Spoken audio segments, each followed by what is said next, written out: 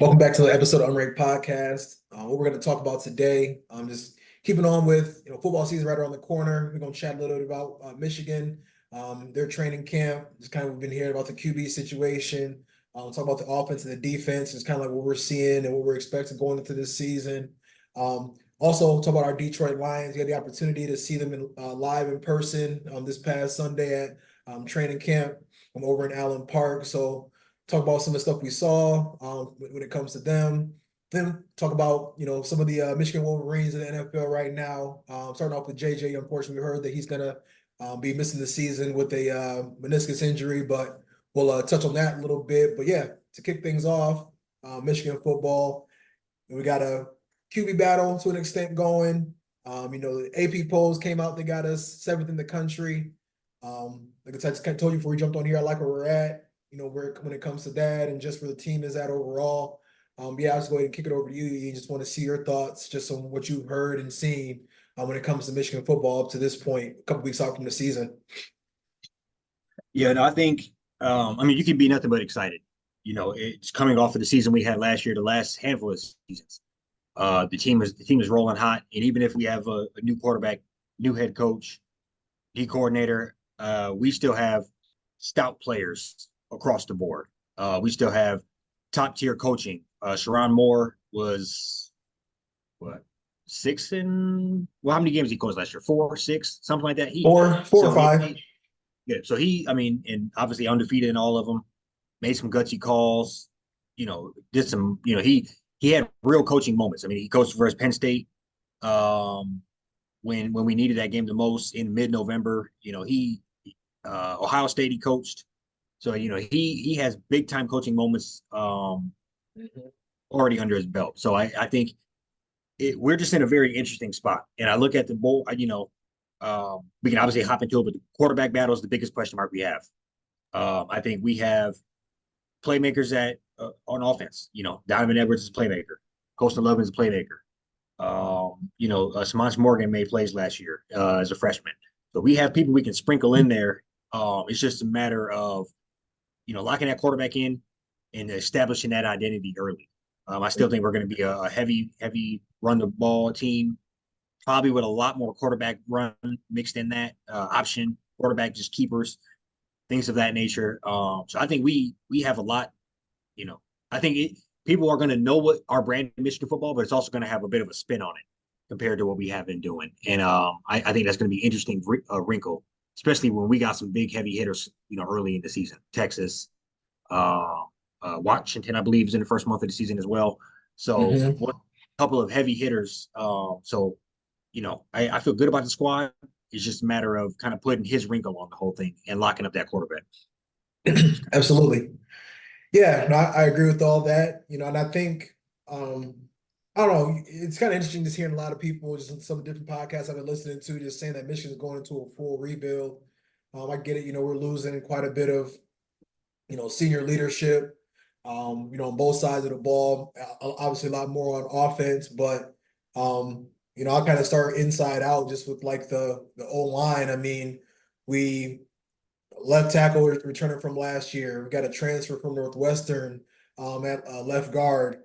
Crippen, be the center, and he almost started over Nugent last year. Like it was that literally like that close, and he's a redshirt junior. Gio El Hadi, redshirt junior. He started about 15 plus games for Michigan the last few years. And we got Gentry, redshirt sophomore that's heard a lot about, been very promising. So I got a lot of faith that Sharon Moore, being the best O line coach in the country, in my opinion, the last couple of years, just because he's a head coach, he's not gonna, just not be, coaching the O line anymore. So I just feel like we have some guys that have just been waiting in the work, in the works, and they may not have played a ton over the years, over the last few years, but they've seen what the guys have done in front of them. They've had the practice time to be able to, get to where they are now, where it's like their time to shine. And same with a lot of those skill players, like like we were talking about before we jumped on here, Samaj Morgan. That's somebody that came on the scene last year. You definitely expect him to take another step. Tyler Morris, he was pretty kind of played it sparingly here and there, but also had that 55-yard touchdown on that drag route against Alabama, in the playoff. Yeah. Frederick Moore, that's somebody we kind of seen sparingly here and there, and I've seen him take a like a little drag route, 70 some yards in the spring game. So I think we got some athletes. I didn't even get to Coastal Loveland. We already know what he's about. Marlon Klein, that's somebody I'm really fond of. Think's gonna have a great season opposite of Coastal Loveland, and of course the run game. We know that the O line will be so good. Um, I'm confident the O line will be strong enough to where Donovan Edwards, Khalil Mullins. Been hearing a lot about Jordan Marshall, Mr. Ohio, and how he's been coming on and possibly in the mix for that third spot. Um, I, I feel really good about where we're at from an offensive standpoint. But like you said, to really just kind of come down to the quarterback. You just hope that with Orgy, like I don't see us throwing the ball more than 15, 20 times a game. So if he can, keep us on schedule, we're obviously going to be using him a lot in the run game. Probably running with the quarterback a lot more than we did when JJ was here. I just believe that it'll look different. Might look a little inconsistent and kind of start off, here and there. Might not be hitting the ground running because we haven't had, obviously we lost a 2-year starter at QB, and a 4-year starter at a running back, but I'm confident that they'll be ready, and Sharon Moore will have them ready. And don't even really need to say much about the defense because we lost Sam Still, that was in Chris Jenkins. I mean, he only played, 40, 50% of the snaps because of how they already play, just from like a rotation standpoint. Already had a lot of depth there on the D line. We lost Junior Colson, but we gained a freshman All American in Barnum from Maryland that people have been saying is an absolute monster. Like he has just been killing it in camp, was killing it in spring ball. The secondary, they got plenty of depth back there, even with Rod Moore going down. So I feel like we should hit the ground running. And I'm comfortable where we're at now, but obviously we just kind of have the one question mark with Orgy or Davis Warren, or whoever that looks like, going forward here. But all signs have been pointing towards Orgy being the guy to start week 1. Yeah. I think if we do not go with Orgy, that just that lets me think he'll probably never like he just won't be serviceable other Yep. than like just QB powers with him. So I think considering he has 2 more years of eligibility, I think we know what he could do as far as running the ball. So if he can, like you said, keep us on schedule, that was a great point. If he can keep us on schedule, hit that timely third down, keep that defense honest enough to not have seven, 10 in the eight dudes in the box. box every single Yeah, play. Yeah, I think just keep them honest enough to do that. Head of the chains, stretch the defense once a game with a good 35, 40 yard bomb. I think and the rest will kind of gel with itself. I agree with you. The offensive line, we obviously had a great offensive line, but we did interchange a lot of people as well. We were they kept people fresh. Our starters, the first 6 weeks of the year, didn't play much past halftime. So I guys got think we got experience guys out there with that does have a decent amount of experience. And just knowing what we have been developing, we've had the number one offensive line. They won the award in 21, think in 22, and then we were a contender last year. So you don't do that without having top down depth. And so I know what we have been developing, and I think that'll continue. for sure. So it really is on that quarterback, and I'm very hopeful Orgy can kind of put it together, become the starter, and like you said, just I want to know what that's going to look like because you can't stop. We didn't drop back with JJ 25, 30 times a game, so I know we're Mm-hmm. not going to do it with another quarterback that potentially is not. I mean JJ was the first round pick, so Right. I'm not saying he does not have that in him, but I think it's not been proven yet at all. So even Mm-hmm. even JJ, when he came in those packages his freshman year, was launching it. Particularly, I could think of the Michigan State game. He had to my man from East Lansing. He had a bunch of that two good touchdown passes. Mm-hmm. Kid for Oklahoma, but yeah. So I just think that's kind of the recipe for success here. We have the blueprint. I just want to see the little wrinkles we could put in with a new quarterback, a more dynamic runner of a quarterback, and even Donovan Edwards is more of a home run hitter than Blake Horn was. You've been saying that for 2 seasons here. You know, he, Mhm. you know, you I imagine there's some statistic if you look it up. If he has over 13 touches a game, he breaks a 40-yard touchdown one way or another. If you Yeah. get him the ball enough, he hits that hole the right time. He's shifty. He has probably the only player in Michigan history in quite a while to have a touchdown pass, receiving touchdown, and a rushing touchdown. He Mhm. is very dynamic, and so that along with Orgy, along with what I know we've developed, Loveland, Samaj Morgan, that offense could be there. And you pointed out the defense, Mason Graham, Kenneth Grant, probably are 2 first-round picks sitting there. I doubt either one of them are getting out of like the second round next in this draft. And with them being the two anchors up front, just disrupting. Um, I don't know who I don't care how good your offensive line is, you're going to have a hard time blocking that. And like we know, complementary football, those defensive ends don't have to be a Hutchinson. They don't have to be an Ajabo. They can be kind of play their role if the two boys in the middle are staying fresh and just blowing up the play right from the center every time. So I'm looking forward to it, man. I think we only have like one brush up game. I put a schedule up here. Yeah. Fresno State. Let me right to it. Fresno State and right into it. And I think you're going up against Quinn Ewers. Let's just call him first round pick, probably more than likely. Guy that would have went probably decently high this year if he came out. Mhm. So you got to be ready to play. And I just think Sharon Moore will have them boys ready to go. And I think obviously dust up Fresno State, hopefully more than likely, and then from there it's going to be a kind of a chess match. You don't know what type of offense we're going to run. We were just trying to run power I this whole first week, and then unleash Pat White Yeah. on your Like you ass. said, keep it real So vanilla. yeah, yeah, Fresno, yeah, kind of throw the kitchen sink at Texas, so that helps that game, of course, is being at home too. But yeah, I mean, we got, like I said before, no offense to these guys. I know we lost like 18 like guys. I think 13 guys got drafted. No offense to them guys that left, but people are forgetting that the real, like, not, I won't say the real talent, but the elite talent is still on this team, on both sides of the ball, in my opinion. Like you said, we named quite a bit of them. And yeah, Derek Moore, that's somebody I think is gonna come up to the scene and find his way into the first round. I think it's gonna be really his time. When he'll have a real good season, he's gonna break out because he was coming on last year. So yeah, and I think honestly, I feel like with the question mark, being at quarterback, I feel good with it because it's how I kind of look at it. Like if Alex Orgy, like if he ends up being the guy, I think we have a much higher ceiling. I think with him, we can look at a 10-2, 11-1, just because of how elite he is running the ball. Just he throws a great deep ball. But I also feel like if it ends up being Davis Warren or Jack Tuttle, this is just in case. I do feel like our floor with them is even 9-3. Like I do feel like we have the personnel and the way we already play, on offense. Like you said with JJ, he wasn't throwing the ball more than 20 to 25 times a game to begin with.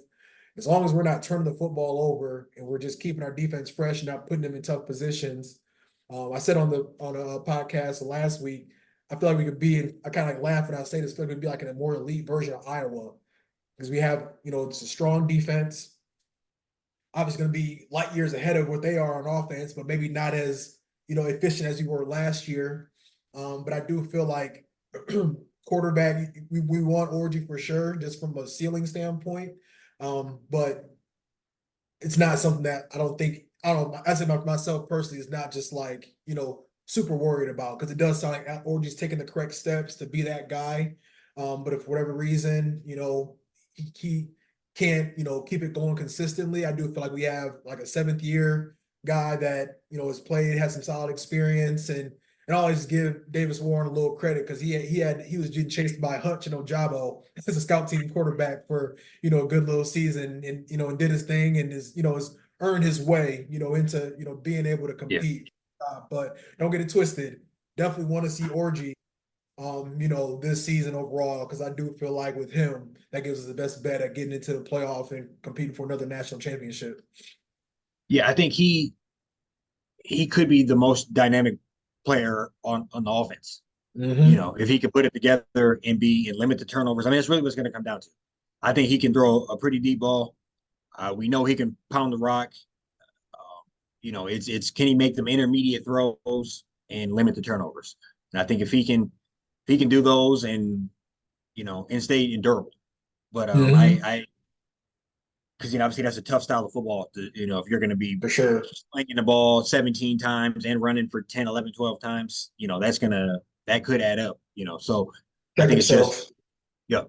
But I agree with you on that. I think we have the regardless of how loaded the schedule is, we have the talent to be right in the mix again. Right in the mix Hmm. for the Big Ten, right in the mix for a national champ, getting in the playoffs. I think we have all of that there. And I do agree with you. I think Orgy's the best, the highest ceiling. Yep. Highest ceiling. If he can come in and be a Melrose, he can come in and give us anything like that. 20 touchdown Yes. passes, 7 interceptions, and another 10 on the ground with 700 yards rushing. We sitting there at probably 11-2. I Yes. think, yeah, It's actually want to kind of look at what Milrow looked like last year because I don't. I mean, it wasn't pretty, the entire season. Um, I mean, I look at it like this. Milrow was 65% completion percentage, 2,800 yards, 20 touchdowns. That's just from a passing standpoint. If we can get Orgy anywhere from 62 to 65% completion percentage, I feel great about where we'll yeah, be, long term in the season. And, pull up his rushing stats as well. Ran for about 500, 12 touchdowns. I could definitely see Orgy, kind of having a similar season. But like once again, I mean, we saw. I just learned today that he didn't start playing quarterback till his junior year in high school. So he's really, still like very young from an experience standpoint when it comes to that. So I saw in high school it was like 50, 55% completion. We just got to get him that 60 to 65 range. I think we'll be sitting pretty. 100%. I agree. Go blue. Yeah. Oh yeah, yeah. Season right around the corner. We're ecstatic. Looking forward to new schedule. Got a couple teams from the Pac-12 coming over. Think it's gonna be a great season overall. But yeah, we'll shift gears here and just kind of talk about our Detroit Lions. Like I said earlier, we had the opportunity to go see them in person.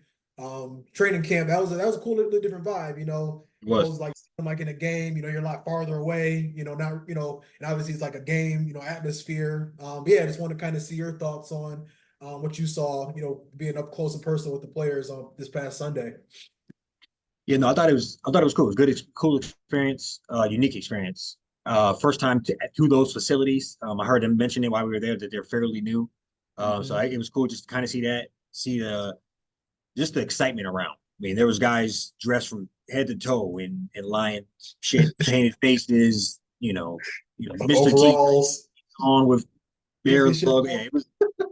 and they were people that were fully embracing it. So I think it's cool just to kind of see that and see the excitement that is around the team, and I think the team could feel that. They were showing love afterwards. But I guess that just to hop to the game, like the scrimmage that we watched, just the work the players are doing. Some things they stood out to me. I think it was cool to kind of see the NFL how the practice ran. Look Hmm. very methodical. They were just kind of moving around as like a big Hmm. nucleus where everybody had to go. And that was kind of cool. But just to see St. Brown up close, JMO, um, Hutch, some of the guys that we see, Rodriguez was, what, 5, 8 feet in front of us, Mr. No Hmm. Neck. But that all that was just cool to see. And I guess practice is kind of overall just the vibe of how it looked kind of stood out to me. Just watch them, I kind of half thought we would hear Dan Campbell yelling. I didn't hear that. I don't feel like I heard him once. I kind of thought he would be kind of you get the idea it'd be more rambunctious, kind of Fired yelling up. or maybe even have like a microphone or something. He kind of blended in with everybody else. Yeah, And then everybody was kind of down to business. And yeah, so overall it was a dope experience. And yeah, no, it was cool. Just shout out to you guys for setting that up. for sure. Yeah. Yeah, no, I echo a lot of that. I think it was just a cool experience just being able to see them guys just put the work in. One thing I noticed off rip, like we had the receivers in front of us for a good little minute. I mean, you just see Amara St. Brown. I mean, he's just leading the charge. He's first in every drill, doing it, to the best of his, just full speed. You could just tell, he just kind of looked like he was like a step or two ahead of everybody else that was Yeah. kind of coming in behind him. It's cool, kind of seeing the running backs, going through, their drills and everything. And yeah, seeing guys like Jahmyr Gibbs just shifty in the bags. And you see guys, like David Montgomery.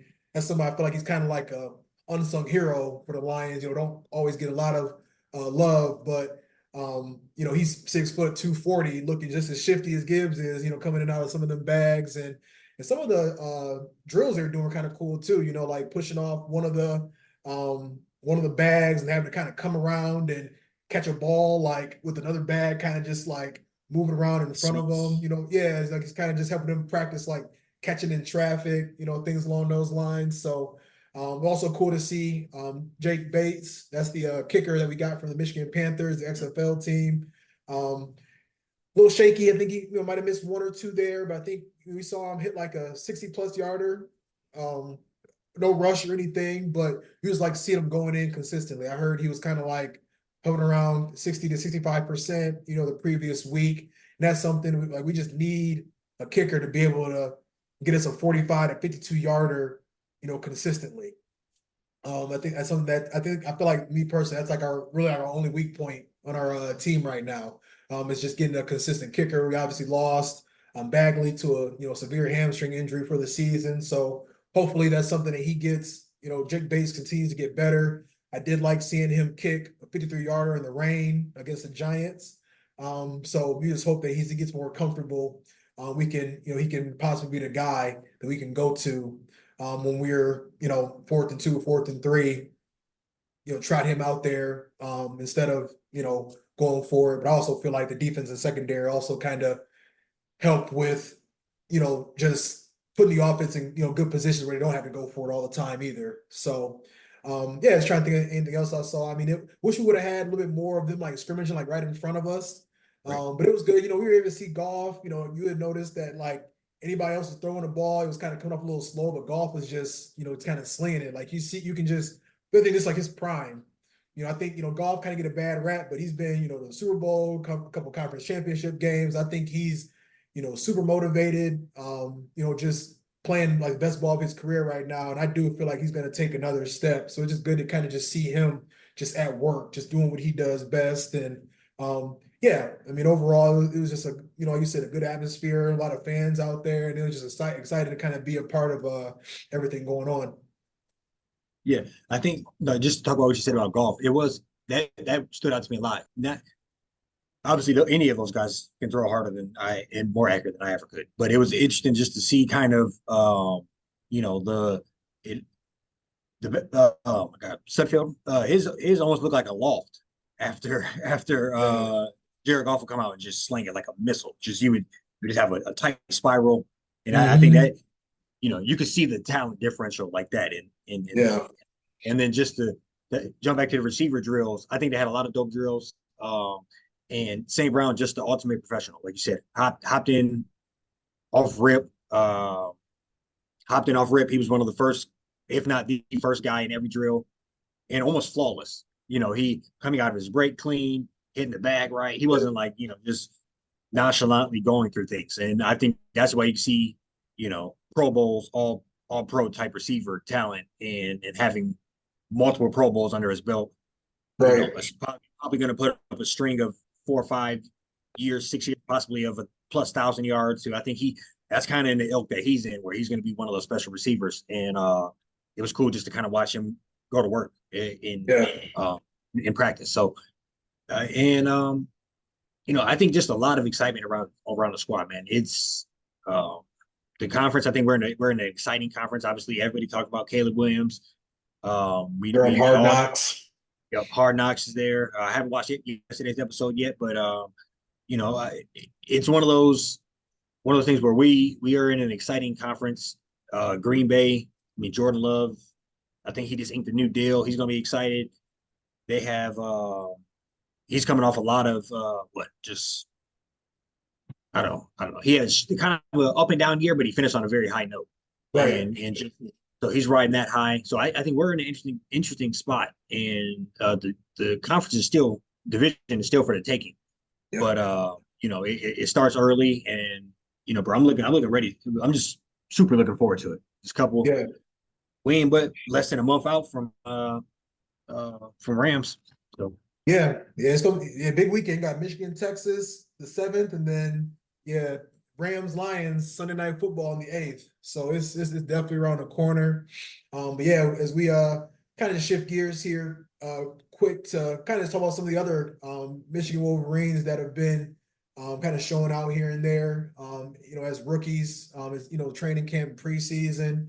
Obviously, kind of kick it off with JJ had a great first preseason game. Threw a pick and came back and threw for 120 yards, a couple touchdowns. But unfortunately, he's going to be out for the year due to a torn meniscus. But I did want to just highlight Zach Zinter and Trevor Keegan. I saw both of them. They got some solid snaps. Didn't give up sacks. Didn't give up any pressures. So they just picked up where they left off. For the most part. I heard Mikey Sanders still is pretty much stepped in like he did at Michigan, just leadership. Playing well, on the defensive side of the ball. So no surprise there. So yeah, those are a couple guys that I've, kind of heard a little bit about here and there. Obviously, it's preseason training camp, but it's good to just kind of see these guys stepping in and making contributions, from the jump. And I expect, honestly, I expect JJ to probably start halfway through the season. Unfortunately, that won't be the case, but wouldn't be surprised to see Keegan and Zinter or Mikey Sanders still, playing meaningful snaps for their football teams in the near future. yeah, no, I think I mean, I'm second a lot of the things you said about all these players. It's cool just to watch them. Somebody like Sanders still feel like he's been around for so long. He was around probably pre-COVID and Yeah, hung around Michigan for a as a while. He watched, receiver. yeah, as a receiver, had some solid, decent years as a Yeah, second, third receiver, and then completely switched to securing a national championship as a lockdown corner. Um, just a handful of years later. So it's cool just to watch all of that play out, and that's back to just the kind of that's a testimony to the squad, testimony to the coaching, and I hmm think we have a lot of that now still around. But just to focus on the guys that are around, it was messed up to see JJ go down. It's tough. I was excited. I ended up watching a little YouTube clip of all of his passes. He was looking solid, Yeah, um, comfortable. and so yeah, very comfortable. And so I think it's I don't want to say it's a blessing and a curse, but I don't know if he would have how much he would have played or if he would have maybe had a hard transition getting thrown into the fire. But it is tough to see us not find out and him go down this way. But other players, we just mentioned Blake. Blake the Great. I imagine he's gonna make some noise in NFL very early. hmm He falls forward for 2 yards every single play. So Yeah, if you can get any push, he power scat he's a back. yeah, for sure. He can get a little busy. He really can. He just Yeah, he just don't got that breakaway speed. But I still think he's a do it all. We watched him receive when he had to. We know he can pound the rock. We know he's a pass blocker, leader. So he's a guy that I imagine is gonna probably have a pretty good impact early. And the running back seem to transition well. Um, for sure. and Great. He's in a great offense too. yep. So I think all of that. I agree. So it's just leaning into that. And I mean, damn, we had like what 18 players drafted, right? Or so I Yeah, think 13 to 14, something like that. Had a yeah, couple maybe guys sign 18 signed waivers. total. Yeah. So hmm I think we're going to be seeing this draft flash this championship team for a long time to come, spread out. I Yeah. mean, somebody thinks somebody like Nico Collins. He popped up. He's been off the team for a while. He popped up. Think about Donovan Peoples-Jones. He's still hanging around. So we've had a hmm lot of players. So I imagine this draft class will be much the same, where just players making impacts. I just seen a video. You might have shared it with Jabril Peppers just cleaning, taking Oh heads. yeah. Got a So lot of guys just contributing under the radar, like Josh yeah, yep. Uche on the hmm Patriots. Yeah, guys that might not be popping off paper, but like Michigan they just like develop like great pros that you can just have on your team. That Yep. just you just know will get the job done. That's kind of been the Jordan theme. Lewis. Yeah. Yeah, Yeah. So we got some high level talent around, and I imagine this draft class would mimic that as well. So it's just um I don't know, man. It's cool to have football around the corner, and it's cool just to see kind of this all. I know the expectations we had going into last year, and it's hard not to try to mimic them. I'm talking both teams. The Lions, we obviously brought back. Lions are in a similar spot to where Michigan was, where Yeah, we had coaches that could have left that came back. We had players that could have left that came back that re-signed. yeah, You know, and they everybody came back for one goal. We tasted a little bit of success, came a game short, and yeah, brought everybody back. So, if if you could bottle that same thing up, where it's kind of we already got the motto Detroit versus everybody. Just right. kind of put that motto up and put it together, man. I think we'll have a great NFL season.